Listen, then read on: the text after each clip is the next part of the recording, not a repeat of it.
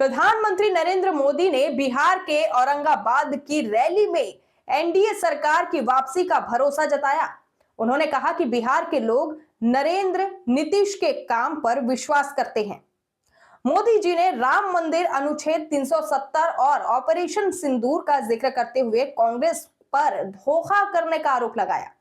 प्रधानमंत्री जी ने कहा कि बिहार के औरंगाबाद में एक जनसभा को संबोधित किया और इस दौरान उन्होंने जोर दिया कि बिहार के मतदाता नरेंद्र नीतीश के काम के रिकॉर्ड पर भरोसा करते हैं और एनडीए के मजबूत इरादों का समर्थन करते हैं।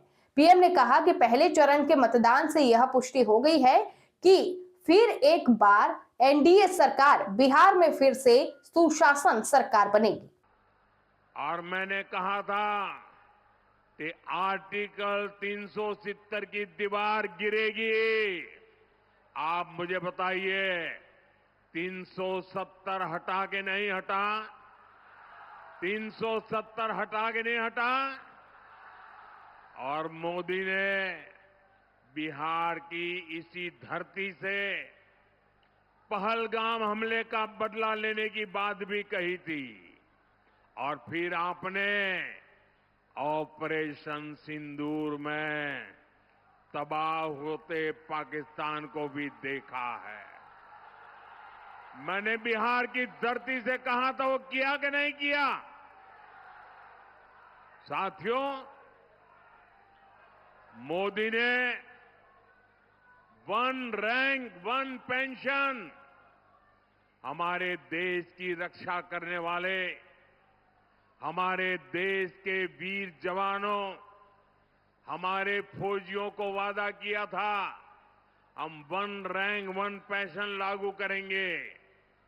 आज 7 नवंबर को ही वन रैंक वन पेंशन लागू हुए 11 वर्ष हो रहे हैं। 11 वर्ष।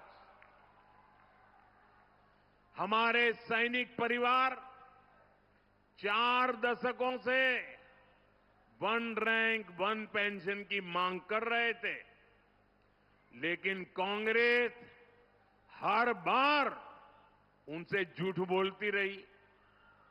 कांग्रेस ने 500 करोड़ रुपए दिखाकर कहा था कि लो वो आरोपी लागू हो गया, और उसके बाद भी उसने पूर्व फौजियों से किया वादा कभी नहीं निभाया।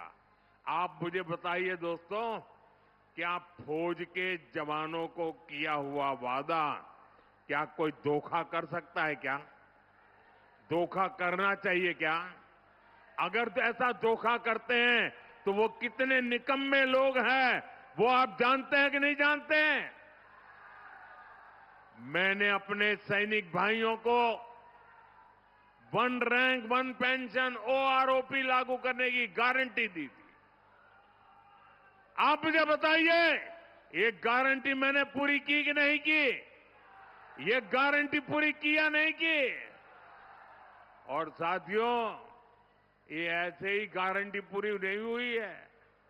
आप जानते हैं, इन 11 सालों में हमारे जो फौजी भाई बहन हैं, जो निवृत्त फौजी भाई बहन हैं, उनके परिवारों को कितना पैसा मिला है? आप अंदाज कर सकते हैं?